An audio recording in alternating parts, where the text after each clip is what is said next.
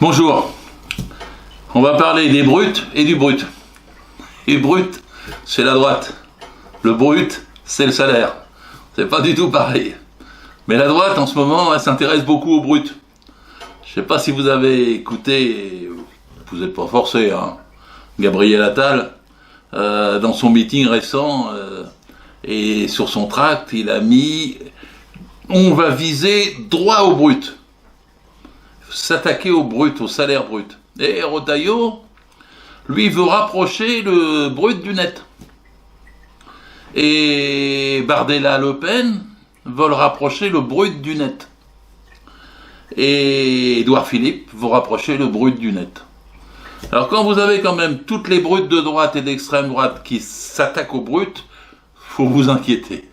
Faut chercher à comprendre de quoi il retourne. Et ça va être sans doute au cœur de la campagne présidentielle, vu l'importance qu'il y attache. Et je voudrais expliquer pourquoi, parce que si c'est le cœur de la campagne présidentielle, il va falloir argumenter. En vérité, ce qu'ils vont, quand ils disent on va rapprocher le brut du net, c'est un hold-up de 850 milliards. C'est le budget séparé de la sécurité sociale et des retraites, de la santé, du travail, du logement, de la famille. Parce qu'il faut expliquer aux gens, des millions de gens, on est 30 millions de salariés, 30 millions. 90% des actifs sont salariés. N'écoutez pas quand ils vous disent c'est la fin du salariat. Non. Le salariat, c'est ce qui produit toutes les richesses dans notre pays, qui n'en reçoit pas la part qu'il mérite. Nous n'avons que notre force de travail à vendre, et en la vendant, on a un bulletin de paye, tous, un bulletin de paye. Et il faut regarder le bulletin de paye. Et le bulletin de paye, en haut, il y a le brut, et en bas, il y a le net. Alors, ça veut dire quoi? Ça veut dire que il y a la première ligne, c'est celle qui est la plus élevée, vous touchez le plus. Pourquoi? Parce qu'elle intègre des cotisations sociales. Alors, ne les appelez pas taxes, ne les appelez pas charges, c'est pas un impôt, c'est votre salaire, mais qui est momentanément mis dans un pot commun pour être distribué à chacun selon ses besoins. Quand vous êtes en charge de famille, quand vous recherchez un logement, quand vous êtes malade, quand vous êtes en retraite, quand vous avez un accident du travail, et que vous êtes au chômage, les cotisations servent à ça. Et les cotisations, c'est bon, c'est une bonne chose, c'est pas... Les patrons ne voudraient pas les payer. Ça fait 80 ans qu'ils les payent en France. C'est le plus beau des systèmes. Mais ils voudraient le faire sauter. Ils ne voudraient pas qu'il y ait en haut de votre feuille de paye de l'argent que eux payent. Et en plus, il faut rajouter quelque chose, c'est qu'eux, ils payent aussi une part patronale par en dessus. Et ils appellent ça super brut quand ils sont entre patrons. Super brut, et puis le net. Et ce qu'il faut dire, c'est que c'est légitime pour nous. Parce que comment le dire bien, le net, c'est pour vivre au mois le mois. Le brut, et le super brut qui s'ajoute, la part patronale, c'est pour vivre toute la vie. Le net pour le mois, le brut pour la vie. Et pourquoi pour la vie? Parce que cet argent qui est mis de côté, il vous est redonné, si vous allez à l'hôpital, vous ne payez pas. Parce que si vous avez une petite maladie, c'est pas grave. Si vous avez une grosse maladie, vous n'arriveriez pas à la payer. Vous seriez comme aux USA où ils vendent leur maison et se mettent à la rue eux-mêmes pour pouvoir se guérir d'un cancer. Non, ici, normalement, tout est pris en charge. Alors, je dis bien normalement, on en parlera un peu plus tard. Mais tout est pris en charge à cause de cette partie cotisée, mutualisée du salaire brut. C'est vital. Si on nous enlève ça, on va nous enlever l'essentiel, et je vais l'expliquer aussi. Parce que le brut, 850 milliards au total, les cotisations. 850 milliards. C'est un des 3 budgets du pays. Et ils ne disent pas souvent qu'il y a 3 budgets. Les gens ne savent pas qu'il y a 3 budgets. Ils mettent sur le dos de l'État ce qu'est la retraite, et la retraite, c'est pas l'État.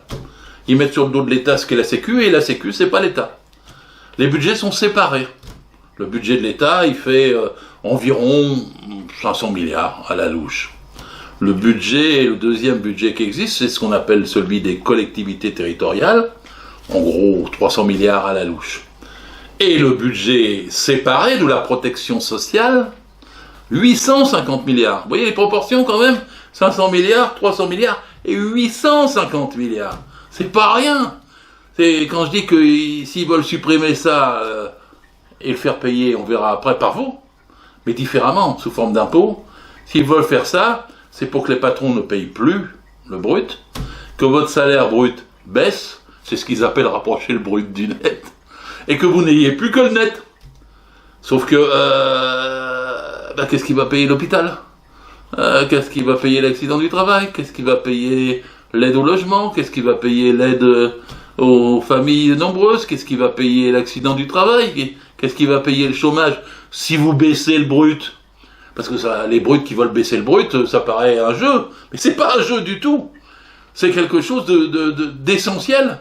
Parce que si ça n'est plus le brut qui paye, c'est vous qui allez payer autrement.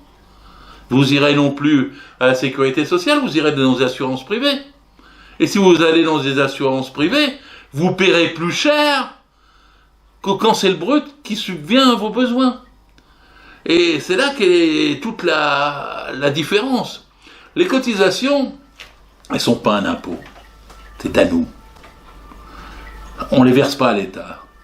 La sécurité sociale elle-même est de droit privé, c'est pas public. Pour les libéraux qui disent ouais, il y a trop de prélèvements obligatoires, c'est pas un prélèvement obligatoire, c'est un prélèvement volontaire, c'est un prélèvement mutualisé. Et puis quand ils disent ça c'est versé au public, c'est justement versé à une caisse de droit privé qui normalement était gérée à part jusqu'en 1995. Et le fait qu'il y ait une caisse séparée, ça a des conséquences. C'est que les cotisations, écoutez-moi bien, sont préaffectées. Parfois on bute sur le mot préaffecté. Préaffectées, c'est-à-dire qu'elles ne peuvent servir que ce pourquoi elles sont prélevées. Si vous payez pour le chômage, ça va à la caisse chômage. Si vous prélevez pour la caisse santé, ça va à la caisse santé. Si vous prélevez pour la caisse retraite, ça va à la caisse retraite. Et aussi pour la petite part pour le logement ou pour les allocations familiales. C'est-à-dire préaffecté, c'est très différent de l'impôt. Parce que l'impôt, lui, n'est pas préaffecté. C'est le Parlement qui décide normalement chaque année de combien il met pour la guerre et combien il met pour l'école. Tandis que dans la notion de cotisation préaffectée, tout va, théoriquement, on y reviendra, tout va à la santé, à la retraite, à l'accident, au logement, à la famille, au chômage. Tout va là, c'est préaffecté. Ça doit théoriquement ne pas servir à autre chose. Donc c'est un budget séparé. En plus, il y a un aspect qui différencie de l'impôt, mais celui-là, ça surprend parfois, c'est que les cotisations sont proportionnelles, sont calculées sur le salaire. C'est un pourcentage. Un petit pourcentage généralement pour chaque cotisation, ce qui fait $1, c'est moins $1 quand on les additionne toutes, mais en même temps, on a un service tellement important, je l'ai dit, qui dure toute la vie, que ça vaut le coup. Mais le fait qu'elles soient orientées, préaffectées, elles sont proportionnelles. Ce qui n'est pas le cas de l'impôt. L'impôt peut être progressif, les cotisations proportionnelles. Et même, les cotisations sont plafonnées. Ça choque parfois les gens. Alors, pourquoi il y a un plafond? Il n'y a pas de plafond pour l'impôt, mais il y a un plafond pour les cotisations. Parce que comme elles sont préaffectées, en vérité, elles servent à tous les citoyens, quel que soit leur niveau de richesse, de fortune, leur situation sur l'échelle du travail, leur salaire. Et donc il faut que ça soit plafonné pour dire aux gens on vous prélève pas des cotisations au-delà de ce dont vous aurez besoin. C'est une idée qui parfois on s'interroge, on dit mais pourquoi c'est comme ça? Mais c'est juste parce qu'après l'idée c'est qu'il y a une égalité dans la redistribution. Les cotisations sont proportionnelles, mais la redistribution est égalitaire. Alors parfois on comprend pas bien la notion de redistribution égalitaire. Un jour, un premier ministre de droite, une brute, avait dit il ne faut pas qu'on répare le bras de quelqu'un qui se l'est cassé au travail, et de la même façon que quelqu'un qui se l'est cassé au ski. Moi, je vous dis, il faut réparer le bras du skieur ou du travailleur de la même façon. Il faut que tous les deux bénéficient de la même santé, de la même opération et des mêmes soins. Il faut même qu'ils soient dans la même chambre d'hôpital, le riche et le pauvre, le travailleur et l'oisif ou le vacancier. Pourquoi ? Parce que sinon vous aurez une santé à 2 vitesses. Et vous aurez des gens qui cotiseront plus pour avoir des hôpitaux et des cliniques privilégiées, et puis d'autres qui cotiseront, mais on dira, bah non, vous n'avez pas droit à ça dans le panier de soins, parce que c'est pas assez élevé l'ensemble de la cotisation que vous versez. Il faut que la cotisation soit la même, en proportion, et plafonnée, pour tous ceux qui, étant salariés, ont un travail, et sur la base de leur travail ont un salaire, et sur la base de leur salaire ont le salaire net et le salaire brut. Et ça, expliquer ça va être vital dans la campagne présidentielle qui arrive. Si vous ne l'expliquez pas, les gens vont pas faire attention, Rapprochez le brut du net. Rapprochez le brut du net, ça paraît mystérieux. On ne sait pas de quoi il s'agit. Rapprocher un peu, beaucoup, ils veulent rapprocher beaucoup, Ils veulent... tout ce qui n'ira pas en brut sera privatisé. Tout ce qui n'ira pas en brut sera moins soigné. Tout ce qui n'ira pas en brut soit moins bon. Tout ce qui n'ira pas en brut soit moins sécure. C'est-à-dire, il faut que ça soit basé sur le travail. Et en France, on a eu raison quand on a fait la sécurité sociale à 80 ans, de la baser sur le travail. Parce qu'il faut après tout qu'un patron, il vous paye pour ce que vous faites, pour le boulot que vous faites, pour votre production, mais il faut qu'il vous paye pour la reproduction de votre force de travail. Il ne s'agit pas seulement de travailler une journée, 35 heures et 151h66 pour le mois. Il s'agit après d'être soigné, remis en forme, reposé, congé payé, nourri dans des conditions satisfaisantes, c'est-à-dire avoir une sécurité sociale. Et il n'y a pas de plus beau mot dans la vie que la sécurité sociale. Alors il y a un argument, on vous dit, si on rapproche le brut du net, le net va augmenter. L'idée de rapprocher, ça peut être dans les deux sens, quoi. Les gens disent, comme ça je vais gagner plus. C'est pas vrai. Parce que vous aurez un marché de dupes. On baissera le brut, on peut même vous augmenter le net. Le patronat vient de calculer que pour un smicard, rapprocher le brut du net selon ses modalités à lui, ce serait 344 € de gain pour le net par an. Et dans un autre cas, pour 1,5 fois le SMIC, ce serait 400 € de gain par an. Peut-être vous aurez une petite augmentation sur votre net, peut-être. Mais il va falloir payer l'assurance privée qui remplace l'assurance publique. Et l'assurance privée, elle va augmenter, elle va vous reprendre ce que vous croyez avoir gagné sur le net. Et donc, en vérité, vous aurez un truc attrape-couillon, excusez-moi l'expression, mais vous serez roulé dans la farine, c'est peut-être plus joli, mais ils vous augmenteront légèrement le net, et ensuite vous serez obligé de payer plus cher pour tout ce que vous n'aurez plus par le brut. Moi, c'est facile à comprendre, ça. Et le budget de la protection sociale, 850 milliards, c'est le nôtre. Dans le temps, quand il a été mis en place, ce système, c'était les salariés qui votaient pour élire les gestionnaires des caisses. Il y avait des élections tous les 5 ans à la sécurité sociale. Les dernières élections, j'ai participé, c'était en 1983. Puis après, Michel Rocard a repoussé ça, a fait ce qu'on appelle la CSG, la contribution sociale généralisée, a repoussé l'élection. Puis ensuite, après Balladur, qui lui a succédé, a repoussé l'élection. Et ensuite, après, Alain Juppé, en 1995, a stoppé les élections. C'est-à-dire, 45-95, ils ont mis 50 ans pour supprimer définitivement des élections qui étaient démocratiques. Parce qu'après tout, si c'est notre budget, si c'est notre brut, si c'est pour notre vie, c'est à nous de gérer et de désigner les gens qui gèrent. On choisira pour le scanner, ou pour le virus Ebola, pour le Covid, ou bien pour le cancer. On choisira pour les soins immédiats.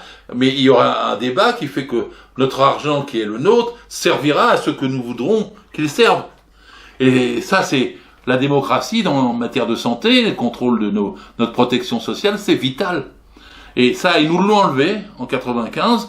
Maintenant, ça s'appelle la LFSS, Loi de financement de la sécurité sociale. C'est le Parlement qui vote. C'est Bercy, l'administration, qui décide de tout. Et puis après, c'est avalisé et nous n'avons pas notre mot à dire. Nous voulons revenir, il faut revenir pour gérer notre brut à des élections. Ça serait bien, vous vous rendez compte, des élections tous les 5 ans à la sécurité sociale. Oh, allez, on voterait pour les prud'hommes à nouveau en même temps. On aurait un parlement social qui gérerait nos caisses, qui serait fait de tous les élus à chacune des caisses. Et on aurait ainsi le contrôle sur notre salaire, puisque c'est notre salaire. Et effectivement, on empêcherait qu'ils suppriment le budget séparé et qu'ils le mettent dans le budget de l'État. Et là, je vous reparle des bruts. Des bruts. Parce que mettre le budget séparé dans le budget de l'État, pour eux, c'est une affaire en or. Il faut rentrer 850 milliards dans le budget des 500 milliards. Mais après, ils font ce qu'ils veulent. Et ça sera plus préaffecté. D'année en année, ils voteront des budgets sociaux plus petits. La part du budget social dans le grand budget additionné sera au détriment des salariés.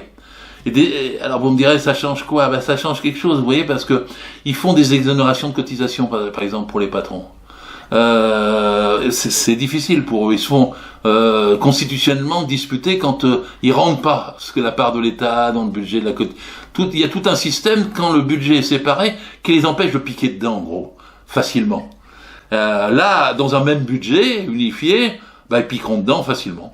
Ça se verra pas d'année en année, ils commenceront doucement, puis à la fin, progressivement, quand tout sera fiscalisé sur une même ligne budgétaire, eh ben vous aurez votre sécurité sociale, ça passera en gros, j'en sais rien, de 850 à 750 milliards, et ils diront qu'on peut pas payer parce qu'il y a de la dette, parce qu'ils inventent toujours des déficits et des dettes, hein, et donc ils trouveront toujours des prétextes pour réduire la part du budget social par rapport au budget de l'État quand tout sera intégré. Aujourd'hui, il le faut quand même, vous me direz. C'est vrai, ils sont bruts dans tous les cas. Ils nous prennent toujours le maximum, ils veulent toujours qu'on gagne le moins cher possible, nous autres les salariés.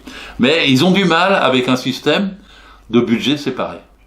Et ils ont même tellement de mal que je vais vous dire quelque chose qui est absolument révolutionnaire. La dette. Bon, allez, l'équivalent de 3000 milliards, plus de 3000 milliards. On est à 130% du produit intérieur brut selon leur mode de calcul. Et ben, quand ils vous disent on est endetté, tous les gens se disent voilà, puis ils disent puisqu'on est endetté, on va réduire la protection sociale. Mais la dette vient pas de la protection sociale. Puisque vous avez 3 budgets séparés, nous savons d'où vient la dette. La dette du budget de l'État, c'est 83% de la dette totale du pays. La dette de la protection sociale, c'est 9%. 9%. Il reste 8%, c'est pour les collectivités territoriales. Mais s'il n'y a que 9% sur 850 milliards, et qu'il y a 83% de la dette sur 500 milliards, c'est ça qu'ils aimeraient bien escamoter. Et moi, je plaide toujours pour que la Cour des comptes compte bien. Une Cour des comptes, normalement, ça devrait compter budget par budget. De la même façon qu'il devrait être géré séparément, tout à fait, qu'on ne devrait pas pouvoir piquer dans la protection sociale pour mettre dans le budget de l'État, pour mettre dans l'armée ou pour mettre des aides aux patrons, hein, parce que le budget de l'État fournit 211 milliards d'aides aux employeurs chaque année. 211 milliards. Les premiers assistés de ce pays, c'est pas nous, c'est les patrons. 211 milliards qu'il aurait donné. Et donc, c'est là où vient le trou de la dette de l'État. Et nous, avec 9% de déficit sur 850 milliards, croyez-moi, c'est pas un problème. On peut parfaitement s'endetter plus, même sur le budget de la protection sociale, pour faire de nouveaux hôpitaux, embaucher de nouveaux soignants, acheter de nouveaux appareils, faire de la recherche, etc. Donc, le fait que les budgets soient séparés devrait faire sauter ça aux yeux. Quand ils présentent à la télévision la dette, ils devraient dire voilà la dette sur l'État, voilà la dette sur les collectivités, voilà la dette sur la protection sociale. Et on verrait que notre brut, il est à l'honneur. Notre brut, il n'est pas attaquable. Le fait qu'on cotise tous sur notre feuille de paye pour les 850 milliards, ça ne génère pas de la dette, c'est pas là qu'il y a le problème. C'est du bienfait, du bien-être, c'est du bonheur, c'est de la protection, c'est pas une charge, c'est du bonheur. Je dis toujours ça pour m'opposer à ceux qui vous disent « Ah ouais, mais il y a trop de charges sur le salaire, il y a trop de charges sur le travail. » Il n'y en a pas de charges sur le travail ni sur le salaire. C'est ce que j'appelle depuis le début le brut et les cotisations. Et ces bruts-là veulent s'attaquer à ça. Et l'enjeu de la présidentielle de 27, c'est là-dessus. Et il faut défendre, apprenez. s'il vous plaît, à chaque fois préciser salaire net et salaire brut. Dites les deux, même ça fera agir les gens. Salaire net et salaire brut. Salaire net pour le mois, salaire brut pour la vie. Salaire brut, c'est le bonheur. Salaire brut, c'est à nous. Salaire brut, élisons nos représentants à nos caisses. Salaire brut, c'est sur notre travail, c'est le fruit de notre travail. Seul le travail crée de la valeur. Et donc on crée assez pour produire et on crée assez pour nous reproduire nous-mêmes, pour travailler. C'est un système génial, la sécurité sociale, la protection sociale. Pour nos retraites, c'est pareil. Ça va directement de celui qui travaille à celui qui ne peut plus travailler. Ça va pas dans des fonds de pension, ça va pas dans des casinos, des loteries, des bourses et tout ça. Ça va dans une caisse qui permet la retraite. Alors je sais, ils vont dire, oui, mais il n'y a plus assez de salariés pour payer les retraités. Mais il suffit d'ajuster la cotisation. C'est pas le problème du nombre de salariés.